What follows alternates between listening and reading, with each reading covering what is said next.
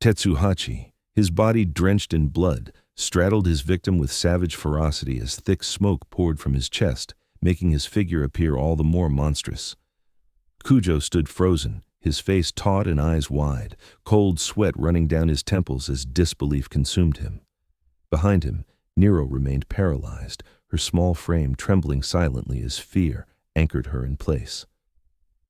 Nero stood firm before Tetsuhachi, her gaze sharp, her small frame the only barrier against the storm of violence threatening to consume him. Her words struck like a cold warning, drawing the final line between man and monster. On the ground, the end human lay mangled and bloodied, its broken form a living testament to the brutality of the clash. Tetsuhachi rose to his feet, his blood-soaked body towering over the fallen end human, his form consumed entirely by feral instinct. Kujo could only stare, pale-faced, his eyes wide as he witnessed the transformation drifting further from humanity. Meanwhile, Nero gripped a long staff tightly in her small hands, her body trembling, yet her expression resolute. She stepped forward, defying the fear that gripped everyone else, as though she alone had the courage to confront the horror looming before them. Kujo's eyes widened in horror, his face frozen between fear and disbelief, unable to turn away from the sight of Tetsuhachi, now consumed by his feral form. His body was drenched in blood, long hair hanging wildly, his head slumped forward as though the last vestiges of humanity had already fallen away. Every detail of his figure radiated dread, a chilling sign that the fragile line between man and monster had finally vanished. In the silence of the night forest, Kujo spotted Nero sitting alone beneath a tree, her body curled in on itself, her face buried in her knees as though shutting out the world. His steps faltered, weighed down by hesitation and worry as he looked at that small, fragile figure. Nero, who had once stood firm in the face of horror, now seemed swallowed by despair, unwilling to face anyone. Kujo's eyes carried uncertainty, torn between approaching or keeping his distance, while the air around them grew heavy with a quiet, aching sorrow. The forest's silence was broken only by Kujo's hesitant steps as he slowly approached Nero. The girl remained curled up, her face hidden against her knees, refusing to emerge from her cocoon of solitude. Kujo, his breath heavy and sweat streaking his face, lowered himself as if to bridge the distance between them. Yet, despite his effort to pierce the wall of silence, Nero stayed unmoving, as though his words and presence could not reach the wound she kept buried deep within. Kujo finally settled down beside Nero, leaning his back against a tree as he tried to quiet the storm still raging in his mind. The damp night air wrapped around them, yet the emotional distance between the two remained thick and unmoving. Nero cast a brief glance from behind her folded arms, her eyes sharp with caution, unwilling to let even the smallest opening slip through. Kujo attempted to lighten the atmosphere with a strained smile, searching for words to break the ice, but all that followed was a heavy silence, where their pain and memories clashed quietly within the stillness. Kujo looked at Nero with a grave expression, cold sweat still trickling down his temple as the question he had held back finally broke through the silence of the night. His curiosity was laced with unease, remembering the danger Tetsuhachi had just revealed before their eyes. Nero, her weary gaze peering out from behind her folded arms, received the question without much expression, as if the answer she carried was not one easily spoken. The two became trapped in an unspoken exchange, where hesitation, fear, and closely guarded truths weighed far heavier than words ever could. Nero lowered her gaze, letting memories long buried resurface from the shadows of her past. She recalled her first arrival in that place, innocent, clueless, and utterly consumed by fear. The flashback struck vivid, her younger self screaming in despair, her small body trembling as a monster's grasp tore at her helpless form. A grotesque face full of jagged teeth loomed closer, the certainty of death inches away.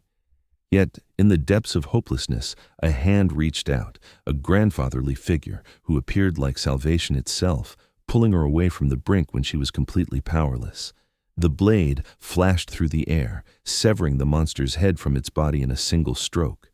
Tetsuhachi stood firm, his breath ragged, blood streaking his face, yet his eyes remained sharp and resolute.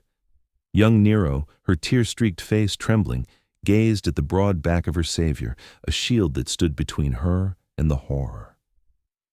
With his burden and weapons strapped to his back, Tetsuhachi walked away, each step heavy yet commanding. To Nero, he became the very symbol of safety and strength, the sole reason she was still alive. From the day of her rescue, young Nero no longer walked alone.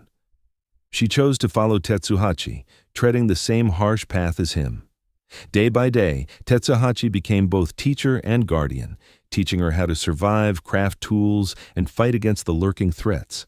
Under his stern yet meaningful guidance, Nero grew to understand the brutal world surrounding her. When Tetsuhachi's hand gently rested on her head, his sharp gaze seemed to pass down strength and assurance, reminding her that she was no longer alone, that she now had a place to endure. The conversation sank into a heavy silence. Kujo came to realize that the figure standing beside Nero was not only her protector, but the very reason she was still alive. Yet, behind the bloody memories of that rescue, doubt crept in. Was staying with Tetsuhachi truly the right choice?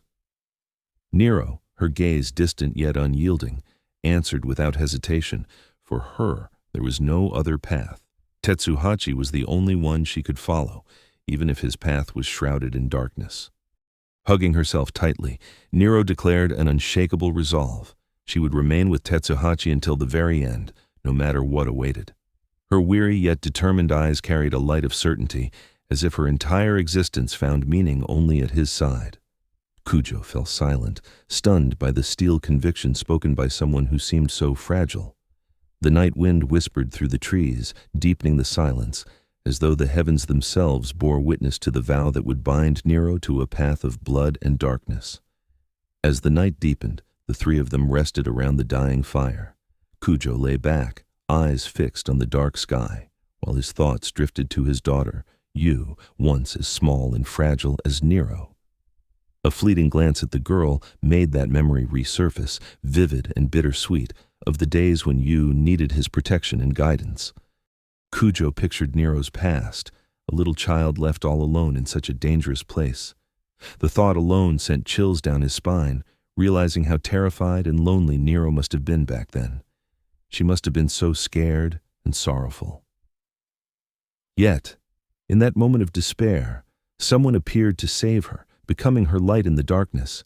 It was only natural that Nero could never separate herself from that figure, the one who gave her the will to survive. Kujo lay beneath the sky, mind clenched by a tightening dilemma. The only path he could see for Tetsuhachi to avoid collapsing into an end-human was to reach the peak, a choice that would leave Nero utterly alone and might cost him the chance to save Yu. His jaw set hard, teeth grinding as sweat traced the cuts along his face. Frustration and helplessness pooled behind a steady, sharpened gaze. In the thick hush of night, he swallowed the bitterness, accepting that sometimes nothing remains to be done, even as the heart refuses to yield. Amid the stillness of the forest, Kujo froze in shock as Tetsuhachi's battered body slowly rose again, as if refusing to succumb to ruin. His frail, blood-stained figure stood tall, looking less and less human with each passing moment. Kujo's wide eyes trembled with dread, while beside him, Nero remained fast asleep, unaware that right before them, the line between man and monster was vanishing. The tension reaches its climax as Tetsuhachi, shrouded in dark smoke, slowly rises with a form that has become increasingly monstrous. His eyes are hollow yet brimming with menace, thickening the suffocating atmosphere around them.